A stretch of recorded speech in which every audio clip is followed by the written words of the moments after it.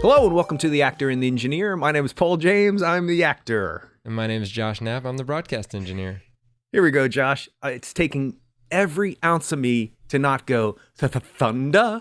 Okay, I got it out. Thunder. I thought you were just gonna start singing Guns N' Roses songs because, like, when I started, I was like, wait, every song is a Guns N' Roses song in Thor: Love and Thunder, which is what we're talking about today. So they really committed to the bit of.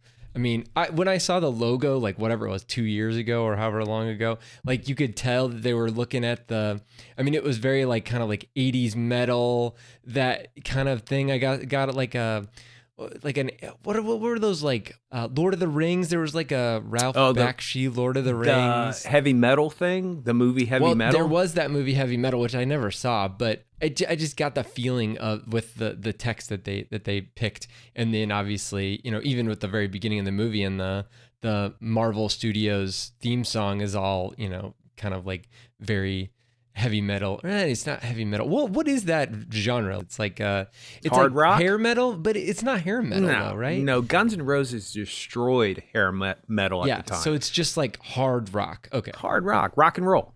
Yeah. When in doubt, say rock and roll. But the rock and roll is Elvis. Rock and roll is Radiohead. Rock and roll is, you know what I mean? Absolutely. It's all of that. That's why when in doubt, say rock and roll. Okay. All right. So I was excited about this movie because I love Thor Ragnarok. It's one of my favorite Marvel movies. It's up there. Thor Ragnarok and Guardians of the Galaxy. Those are my two top shelf MCU movies. So I was excited for this one. But then I saw Doctor Strange and I kind of had a little bit of and then after watching this movie, my reaction to the movie didn't reach my excitement. Very quickly, I was trying to figure out a way to describe this, and in baseball terms, I felt like Taika Waititi and everybody at MCU tried to hit a home run, and they hit a solid double. So nothing to be ashamed of, but it was not what they were going for, in my opinion. So what did you think? Well, I don't know if we've gotten away from it, but the whole idea behind the podcast is have a conversation from two different points of view, and it's just a conversation, and we always want to start out with a positive. So I was walking out of the theater, and I was like, okay, And then I thought, you know what? It was fun. It's a fun movie. It's a good time at the theater. It's lighthearted in places, and the humor is all about his style, Taika Waititi's style, and you really can't complain. It's a popcorn movie. If you're going to see Shakespeare or anything with more depth than any other MCU movie has, it's not going to be there. But really, it didn't hurt me. It didn't harm me. It didn't anger me. It didn't upset me. It didn't bore me. So the positives are it was fun.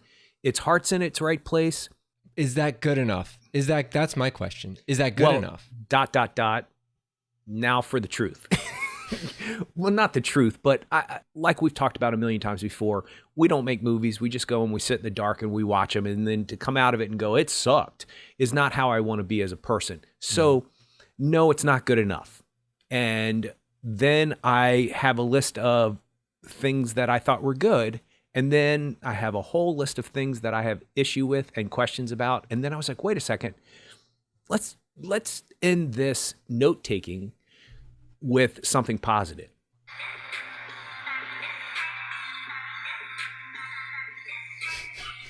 Jeez. I can't get it out of my head. I had to do that before it was going to drive me crazy, because every time I think of Love and Thunder, the thunder, that comes in my head. We're probably going to get in trouble for copyright. But anyway, so anything less than 6 seconds you can get away with. Story of my life, my friend. So yeah, I wrote some stuff down if you want to get right into it. Like I said, I had fun. Natalie Portman made me cry. How does she do that? Have you ever noticed that in every one of her films, it's like Tom Cruise running?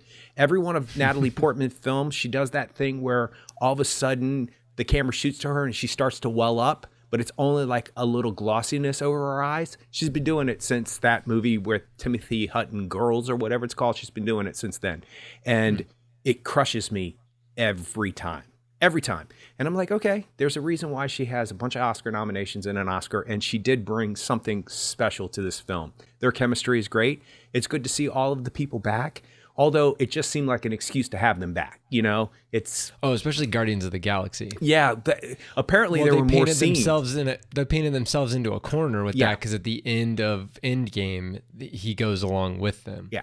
So I would have just dropped him on the planet and had Drax say, "You did that because he's better looking than you," or something like that. Just drop him, and Chris Pratt goes, "I lost the weight," and then Rocket go, "Eat another sandwich," and then we're done. We don't need anything else. But there are set pieces and there are battles, and they want to battle. But you get your energy up for the Guardians, and you get your energy up for where's Gamora, what's going to happen with that, and then your focus is no longer about this movie. And Chris Hemsworth is charming as ever. You know, only he could stand naked in front of Zeus and be as confident and as outwardly proud of himself, and you could sense that. So good for him. He's charming. He's great as Thor. I can't wait for him to find some vehicle where you can really see that he's a good actor, because he is a good actor. His moment-to-moment work and the humor works because of him. Tessa Thompson, she's a force of nature. Put her in everything that you can put her in, because she's a force of nature. Is she utilized well in this film? Maybe not, but always good to see her. Krog, as entertaining as hell. Korg. Always. What'd I say? Krog. What's his name? Korg? Sorry, I spelt it wrong on my notes too. That's why I said it. His narration is great. I like his whole demeanor. He's the humor sidekick. He's the comic relief. I like that. And the last thing I wrote was the movie's heart is in the right place, like I was saying. And I'm glad to see the representation that they're bringing to the MCU.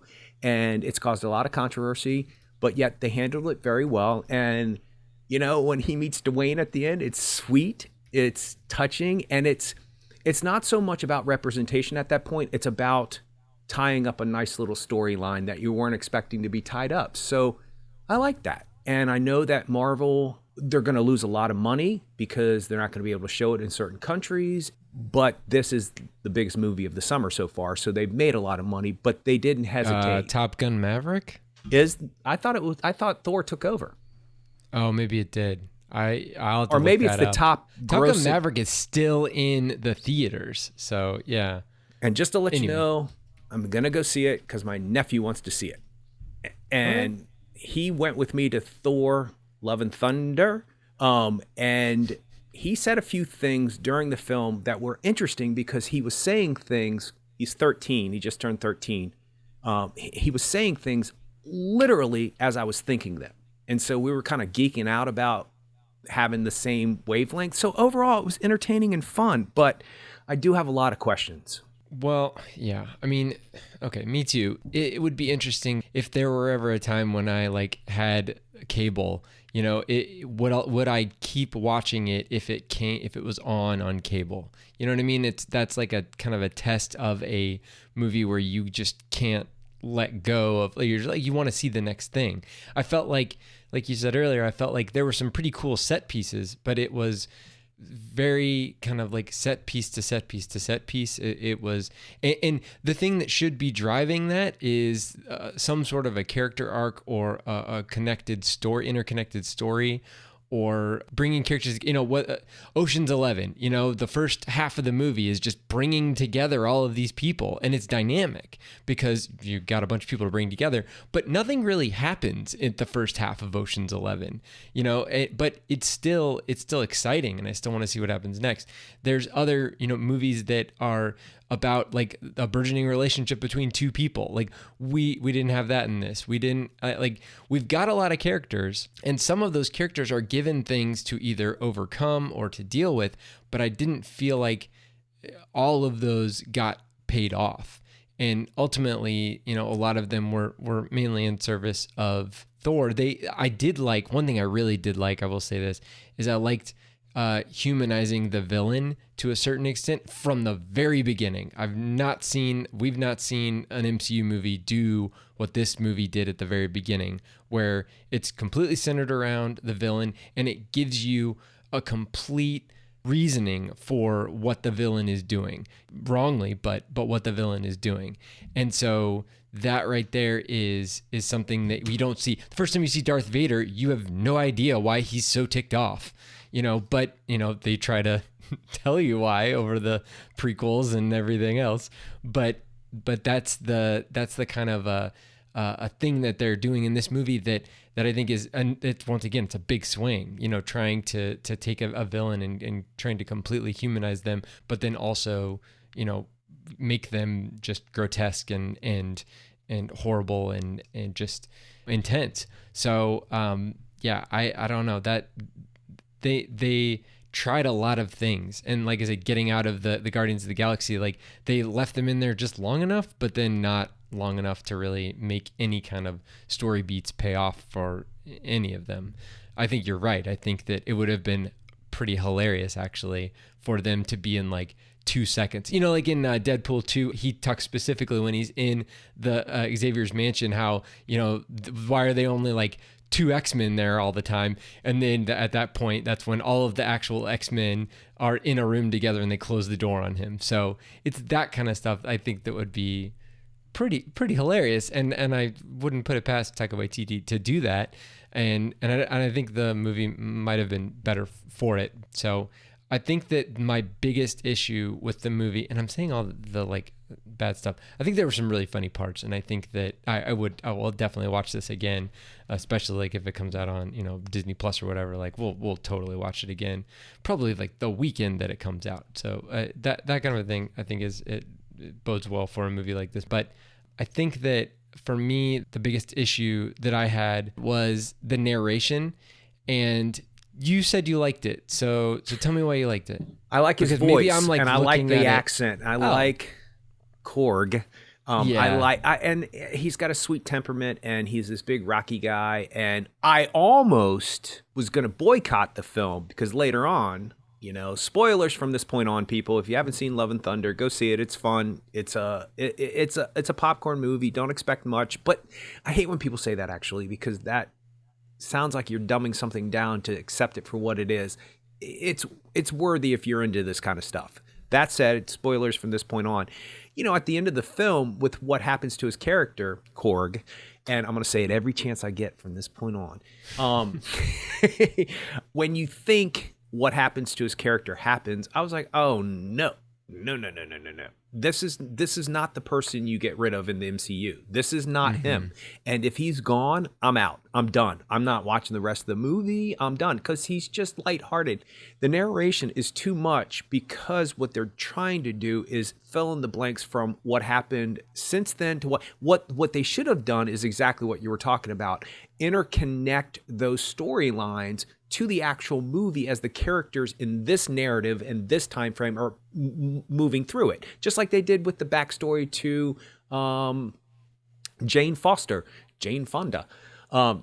That's hilarious. Jodie Foster, Jane Foster. Hilarious. That's hilarious. First of all, to get a shout out, Jane Fonda and Jodie Foster in the MCU by a cool character is pretty cool. Not like they don't have a billion Oscars and really care about that kind of thing. I think they're good. Yeah, I think they're fine. Yeah. Although Michelle Pfeiffer was thrilled that she got called out in that song. She thought it was pretty cool, and it's the only thing that gave her kids any kind. She got street creds from her kids because she was mentioned in that song. Anyway, so it's not interconnected. It's let me fill you in on everything that has happened since then, and it's too much storytelling and narration, and the audience could have caught up. Now, they wanted to bookend it with a narration of a storytelling once upon a time with what happens at the end. And I like what happens at the end with the kids, so I'm okay with that. But every once in a while, like in The Heights, every once in a while, the kids break the fourth wall of the story and go, wait a second, is that blah, blah, blah? And the story stops and it goes back to the narration, and they could have done something like that. So Taika Waititi, he has too much okayed, and he did too much in one film. He should have had somebody say that he paid lots of money and couldn't fire, saying, is that too much? Is that humor too much? Is that too much? Did we do that too much? And the person could say, yes, that's too much. No, keep going. And you can't fire me, and you still have to pay me $180,000, whatever it is. But there's when you have an Oscar and you have a successful reinvention of a product, because he reinvented Thor with Ragnarok, then The whole character. He reinvented the whole character. yeah, and he did. He absolutely did, which made it make sense in Endgame and all of the movies afterwards. It made it make sense. And we would not love Thor in, is it Endgame where he goes back and gets we would not. And I told you back then that they did that on purpose, Natalie Portman, because she's coming back. I told you back then that was happening. You were like, that was kind of weird. She's just in there. She doesn't say anything. I said, because Natalie Portman is not as pissed off at the MCU as everybody says that she is. Well, that footage. She did not shoot that footage. That I know. was footage that wasn't used. But still, you're right. You're right. She wasn't as mad. I knew she was coming back. I knew, and she came back with a vengeance. But we wouldn't love Thor as much in the scene with his mother. You're from the future. I'm totally from the future. We wouldn't love him that much if it wasn't for how he developed in Ragnarok. So that said, somebody needed to just go slow down, cut some of this stuff. It's too much of everything. And that's what the problem for me with the narration is. It's too much. Well, for me, my issue with that is that there were a lot of potential character changing beats that you completely miss with the narration. You have at the end of the last time we see Thor, is in the end of Endgame, and he is an overweight Norse god. And the beginning, when we see him, he's svelte and sitting on top of a mountain. And then later on in the movie, there's a narration chunk about how he, got his stuff together and started working out and throwing those big, huge anchor chains or whatever. And then he got in shape again. But I don't necessarily need to see every weight that he lifted. But what I do need to see is why did he decide to do that? They focus specifically on the end goal of that. And the other thing that they did in that same way is talking about the breakup between Jane and Thor, and displaying that in it totally reminded me of Citizen Kane, where imagine this, Orson Welles did it pretty well. So even though it was his first movie, where when you get to see how the relationship changes between Kane and his wife throughout just a dinner table, or a breakfast table actually. And there's just multiple scenes of them at the breakfast table right after they get married. And then it shows the breakfast table getting bigger and them getting more distant from each other. And it takes 20 seconds and everything you need to know without it being overwrought, but also it's very elegant. And it's I'm not saying this movie should be Citizen Kane. I'm just saying that I know that Taika Waititi is an amazing filmmaker, and I know that he had all kinds of ideas. And you're right, maybe either he, I can't imagine that he got too many notes, but maybe he got notes. But maybe there were things you can't start Thor with fat Thor, and it's well, wait a second. I mean, yeah, you can. They probably also told him you can't start a movie by killing a child, but he did that. So, I mean, I don't know who told him yes and who told him no. I'm sure it was Kevin Feige to a certain extent and all the people that work at Marvel Studios. But I feel like there were certain opportunities that they maybe didn't take advantage of, or that I thought that would be right in his wheelhouse and would be good for the characters. And then there were other things that they spent way too much time on that I didn't necessarily need to see. And a lot of it had to do with the narration. I mean, I would think that you would not want to use narration if you don't have to use narration, right? Well, so it seems like they probably got backed into using narration. Yeah, which I don't necessarily have a problem with. And, there's that movie adaptation, which I love, where Nicolas Cage is a screenwriter and he takes a class. And I think it's Brian Cox, actually, the father Robert McKee. He plays Robert McKee. Right. And he says, and God forgive you if you use narration it's a lazy tool. I don't necessarily agree with that, but why explain the relationship when you didn't need to? You're right. You just show the table getting larger, just like Orson Welles. And by the way, side note, I think if you strive for Citizen Kane and you make Thor, Love and Thunder, then you're going to get something spectacular. And I'm sure everybody goes to make a movie like this. And I'm sure Taika Waititi was making Citizen Kane in his mind's eye. And I'm sure that that's, maybe it's not, I don't know.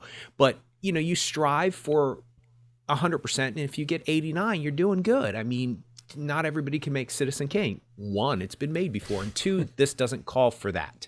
So you're exactly right. So why narration there? And let me go back to something you said about killing a kid. I think that opening sequence is well done. And it's Christian Bale. It's well acted. It's well done, but it's tonally strange to open a superhero film like that. And then tonally, it's off-kiltered for the rest of the film because of that tone that he sets up. And I think the first question I have is when he finally goes to the desert oasis and sees the god, you're expected to believe too much too soon in this world. The flowery gods, and then the purple gods, and then the kind of like African tribal gods, and then the god with the gold, which is the main god, with all the... Why anybody would tattoo rings underneath their eyes is besides me. So, I mean, So I think it's relating to a comic book character. Sure. Specifically. I'm sure. But yeah. I'm sure it is. It's just like we're youth obsessed in this world. So don't, we're going to have bags underneath our eyes soon enough. But it's tonally strange. And then all of a sudden he's in that oasis and the god is supposed to be a pompous knucklehead. And that's not the word I would use. And Christian Bale is still that sorrowful mourning father, and it's just tonally weird. And I don't think it ever recovers. I don't think it ever finds its footing between serious, comical, and that kind of stuff. And I think for me, it's the question of how much humor do you interject? It's too much humor all the time in this film. It's too much of his style, Waititi's style, which is good, but I'm sure this isn't what it is. But it feels like, oh, it's been 10 minutes. We haven't interjected an MCU Robert Downey Jr. joke. Let's put it here. And I'm sure that's not what it is. And I looked it up. There's two other writers on the screenplay too. I'm sure that's not what it was. I'm sure they had something that was molded. My understanding is that there were extra scenes with the Guardians of the Galaxy that got cut. And then there were extra scenes that brought it down from like 4 hours or something down to 2.5 or whatever it was. It's only 2 hours, I think. Yeah. Is it only 2 hours? Yeah. Well, Taika Waititi came out and said he was getting a lot of slack for some bad reviews and some bad Twitter stuff because Twitter is brutal. And he came out and said, well, there's the director's vision that's 4 hours, and then there's the studio who maybe cut it down. That's not exactly what he said, but he said something along that lines. And so people were like, well, we're not buying it because you were able to make Ragnarok. And so what happened? And you can tell that his heart is in the right place. There's just too much production design, too much chaotic energy during the fight sequences. The fight sequences have purpose, but you can't follow them because you're not attached to anything. Like, for example, in Endgame, when you're following the gauntlet once it comes out of the ground, there's a purpose behind why everybody's doing what they're doing. It's to follow the gauntlet, and it's to get the gauntlet away from Thanos. So that fight sequence, everything that happens around that is to make sure the gauntlet doesn't get taken by Thanos. Some of the fight sequences struck me as set pieces because they were cool and because we can and we have to because it's a Thor movie. That said, the end sequence with the kids I thought was brilliant. So, and that's a mess too. Technically, it's all over the place, but it works because the intention behind that is The Last Jedi. Everybody is, force sensitive. You just have to tap into it. Everybody can be Thor. You just have to be given the privilege. Everybody can be Shazam. And so you share the power because you need it. So it's just too much all the time. And I'm not sure, I'm convinced when it comes on, it will call me to watch it like Civil War calls me. My nephew walked out and he was like, are you seriously watching this movie again? I was like, I can't help it. I have to watch it once it's on. As a matter of fact, Captain Marvel came on again and I started watching it and I had to fight to continue to watch it. And in the end, I'm glad that I rewatched it because I haven't seen it since the first time I saw it. And it holds up. It's fine. And there are things in Love and Thunder, I think I will be interested to take a second view of, but nothing's calling me back again. Just watching the Ragnarok play made me want to see Ragnarok again. You know, like watching the Matt Damon. The Matt Damon, Luke Hemsworth scene with Sam Neill. Yeah.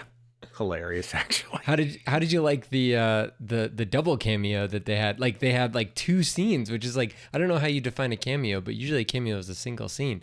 But they had the new Asgard, them as actors replaying the, you know, all the end of Odin's death and all that. But then they had the out of character actors asking for, you know, is it too early? Should we, you know, adapt this into a play?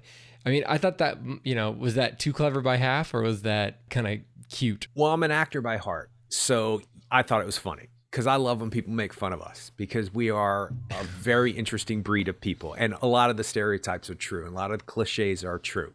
You know, you go and stand in front of thousands of people and try to speak other people's dialogue. And then you go back and you go, do I look fat? Like, are you seriously insecure? Yeah, I am. But something calls you to do.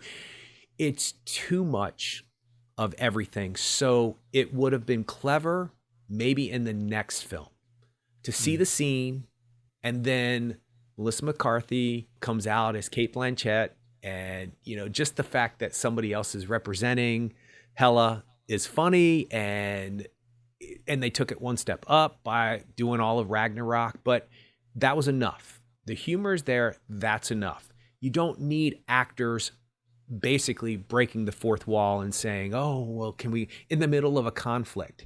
It's too much. So maybe if there wasn't a whole lot of stuff before it and a whole lot of stuff after it, then maybe that would have been funny. But it is funny. And I'm glad that Matt Damon has his tongue firmly in his cheek. And I'm glad they all get the same humor. And I'm glad the humor is understandable. And I did chuckle, but it's just too much. I didn't need it. There's nothing about it that is necessary to the momentum of this narrative. So I was wondering if the like any MCU movie, we are working towards an end game, for lack of a better word, for a particular phase. And so, you know, we had 3 phases, and at the end of the 3rd phase, we had Avengers Endgame.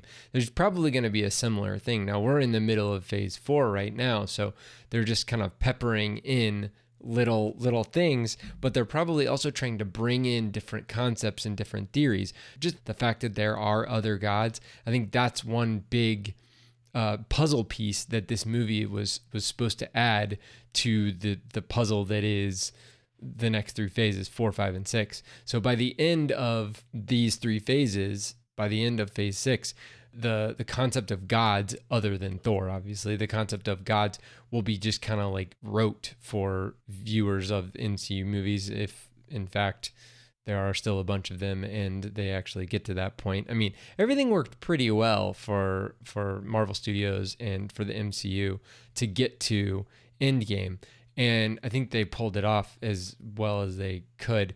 But I'm wondering how much patience everybody's going to have with these next 3 phases, and you're saying the patience is waning. Yeah, I think it is. It's shrinking. It's very much shrinking. And of all people, if it's shrinking for me, and I don't know if patience is the right word, it's just, I never expected to get to a point where I wasn't just felt joy over watching these characters explode and just beat the hell out of everybody. And the monsters are getting exaggerated to the point where I'm having a hard time really accepting it all. But I'm a comic book person, so I don't know why that is, but the monster in the beginning of Doctor Strange, it's like, everything has tentacles in one eye now. Why? Which is comic booky. I get it. You're talking about like with its similarities to Suicide Squad, to James Gunn's Suicide Squad, that's a main character in the DC canon. Starro is a main character. Yeah. As a matter of fact, one of the very first Justice Leagues I have is them fighting Starro, and it's on the cover, and he's got all of the Justice Leagues in his tentacles. So, yeah, I mean, yeah, but it's always that now. So I don't know. Well, okay, but I guess that for me, I think if I was gonna have to hone in on a reasoning for that, I think it's the TV shows and how the TV shows seem to be very like they seem to plug in certain ways that are just about either introducing a concept or um, bringing in new characters to fill in where old characters will not be there anymore, whether it's Iron Man or it's essentially I don't know, they're gonna have to quote unquote replace all of the people who were the big characters and movers and shakers in the first three phases, except for Spider-Man, but they're gonna have to replace those people and figure out a new way to move forward. I know that the comics have a bunch of different options. They have Young Avengers. They've got all kinds of different things. And just from the little research that I did, it seems like things are moving towards this like Secret Wars timeline or Secret Wars narrative that would probably be the end of these next three phases. So I don't know. I mean, I love puzzles. I love putting together puzzles. I want to see how they put together this puzzle. So I'm interested in that. But at the same time, you've still got to make good movies. And the cool thing about the first three phases, I hope we're not being like the original trilogy is the only Star Wars ever. You know what I mean? Like, I don't want to. First of all, I have not said a word about what you're talking about yet, so it's all on you. I don't want to be the Star Wars bro who's like, the probe droid is the best droid and all of the other droids suck. You know, like you could defend it. You could defend it. If you're talking about before the last three movies and you're talking about the prequels and 4, 5, and 6, then yes, you could defend that. Infinitely defend that 4, 5, and 6 are better. Well, no, that's true. But I guess what I'm saying is I don't want to close my mind off to, I don't want to be the guy who's like, you guys weren't there. Opening night, Avengers Endgame, it was amazing. Like, that's not okay. me. Let me stop you for just a split second. There was not one time in the 10 years that Marvel was putting everything together to get to Infinity Wars and Endgames that I ever knew the puzzle pieces were being placed. It was never a means to an end. But it was. But it was absolutely designed. Absolutely. I didn't know. Yeah. This, on the other hand, maybe because I do know it, so I can't really say, but it does feel different. And not because, oh, the first album's great. You know, they were a garage band. I was never expecting Avengers Endgame. In the million years, I was not expecting that. But I got Avengers Endgame. Yeah. So now I expect it. It's like when your team wins the Super Bowl. Like, you may not expect your team to win the Super Bowl, but like the next year, you're kind of like, they're going to win the Super Bowl. And when they don't, you get really bummed out because you're like, what the heck? Like, what, you guys just did it. Like, everybody's in place. All the things are here. Like, why didn't you perform in the same manner that you performed last year? And that may be where we're kind of at, is like, we're in this position where there's a potential of another Avengers Endgame level experience, and we know how the sausage is made from phases 1 through 3, and then we're watching phase 4 and we're like, oh, this is not the same. If they're focused on that, then they're focused on the wrong thing. From my humble opinion, it's just like the DCU trying to catch up. They're not going to catch up. They shouldn't bother. They should do their own thing, and they're giving the reins to James Gunn. So I mean, that's one way to do it, and it's actually working, in my opinion. Absolutely, it is, and that's how you do it. And so you don't worry about it. You go project to project to project. Yeah. The only thing I'll say about the first album was the best album. They were better when they were in clubs. I hate that about bands, but that's how people are. The only thing I will say about that is because they can is not a reason to do it. Because these movies have been successful, and because we know they're going to make money, then go ahead and do it. And I feel like Doctor Strange and some of Love and Thunder is because they could, not necessarily they should have. And, you know, I would be pressed to think about what that is, but those are the type of things that ring truer to me on a second view. When I'm watching it a second time, I can feel I feel it instinctually the first time, and then I visually will be like, okay, that's what I was feeling the first time that I saw Love and Thunder. So I don't know what they're doing. I don't care if it ends in Secret Wars. I don't care. I just need for the movies to be entertaining and concise, and the narrative needs to be structured in a way that I come out feeling and tearing up, which I did with Love and Thunder. I had a little teary moment a couple of times. It was sweet in parts, and then it was also touching in parts too. I mean, it's kind of the end sequence when you find out what happens with Jane Foster. It's sweet. I mean, it's sweet. And then you got Natalie Portman going, oh, I'm here? I get to come here? Like, it's sweet. It's just really nice. It's a nice payoff. It's all the other stuff in between that. Well, and speaking of that, we haven't even talked about like the after credits sequence where Zeus, played by Russell Crowe, we haven't talked about it at all, tells his son, I don't know, his acquaintance Hercules, that his acquaintance. I don't know what he is. It's his son. Is his son? I don't see. That's the thing. Doesn't he say son? I don't know Greek mythology. Doesn't he say son? I think he does say son. Stand forth. It's been over and look a how week small you really look as Hercules. Yeah, it's been. Well, that's the guy from Ted Lasso, though. Like, I like him. He's cool. I'm making fun of Twitter. That's a joke on Twitter, not that guy, because everybody's having a fit about. If you compare him to The Rock, yeah, he's small. But or Thor. I mean, so yeah. I mean, if we're talking about people who've played Hercules in the last decade, then okay, fine, fair. But yeah, I just that's supposed to mean something, I guess. We just don't know what it is. And maybe that's supposed to be like similar to the first time you see Thanos or something. I don't know, but that's supposed to be the big teaser at the end. So we'll Thor and Hercules have in the comics. Yes, they have a rivalry, or yeah, they're always going at each other. Yeah. Okay. Yeah. Let me tell you a couple of real quick stories about my nephew watching this, because now that we're at that part in Russell Crowe. So I was like, so wait, Zeus is like got a dad bod and like isn't he got all muscles and stuff? Why? And my nephew goes without missing a beat, are you fat shaming Zeus? And I was like, oh my God, am I fat shaming Zeus? I didn't mean to fat shame Zeus. It just doesn't make any sense. And he goes without missing a beat, Thor got fat. And I was like, he did.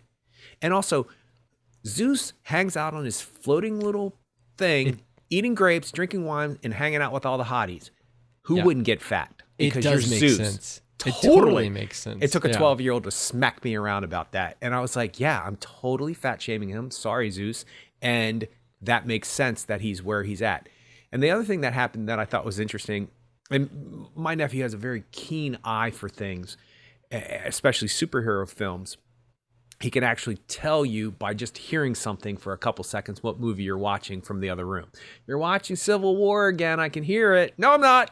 You just changed the channel. I can hear it. So this is a very superficial thing, but it's something that struck my mind. I did not like Thor's new costume. His new outfit looked strange to very me. Chrome like, yeah. Well, it's very blue, and it's a weird color blue because he has blue and gold, and then it's all outlined in gold. It's just like too much. It's cosplay to the nth degree. But if somebody actually made that costume in real life, I would be impressed by it. But it's just too much. It's like the little symbol on Mighty Thor, Jane Foster's helmet. You know, does that mean something? Why is that there? It's never explained. And then his new helmet is weird looking. It's got blue in it and stuff like that. And I literally was thinking to myself, I don't like his new costume. And my nephew goes, hey, I don't like his new costume. I said, I literally was just thinking that. He was like, it's too much. And I said, yeah, shh, let's not talk. We were only one of six and we were way far away. But I'm trying to teach him that you just don't talk at a normal volume. And he's good about that. Yeah. But afterwards, he was like, what is it about the costume that we don't like? I was like, it's too much. And he said, pretty much sums up the movie. And I was like, okay, yeah, that's a 12-year-old. A 12-year-old. So it's pretty, the perception of people, regardless of one's age, people pick up on things. So I don't think we're off too much with questioning how much this film, it needed something else other than what he gave it. And there are many moments that are really well done. The sequence with the kids at the end is really great, and the bunny is the actual weapon, and it shoots lasers out of its eyes. I like that. I wish they had gone a little closer to. I keep wanting to say God Killer, but it's not God Killer. It's God Butcher. Yes, I wish they had gone a little closer to some of the comic book versions because he's really demonic looking. But yeah, like he doesn't have a nose, and it's and he actually kind of looks like Voldemort, and maybe they kind of had to reel that back. Yeah. So, it's just he doesn't look threatening as much as he could. And then my nephew's like, why is he all scarred up? And like, what, did he get mad at himself and just scarred him? I said, no, he's removing his tattoos. And he goes, oh. He goes, that's kind of smart. They didn't tell you about that. You just have to pick up on that. And without missing a beat, he went, I wish they had done more of that. In other words, I wish they hadn't spoon-fed so much. I wish, because now I'm going to be thinking about that, he says. I'm thinking about that now. That's really clever. That's just something that's there for you to figure out. There's not much more to figure out in this movie. It's all spoon-fed to you. And I was like, well, he didn't say all that, but he said something similar to that. So, out of the mouth of babes. There you go. All right. Well, you can check us out on the web at actorandengineer.com. You can find us on Facebook at facebook.com/actorandengineer. And you can tweet us at actorengineer. You can also find us on YouTube. Just search for the Actor and the Engineer podcast. And we'll see you next time.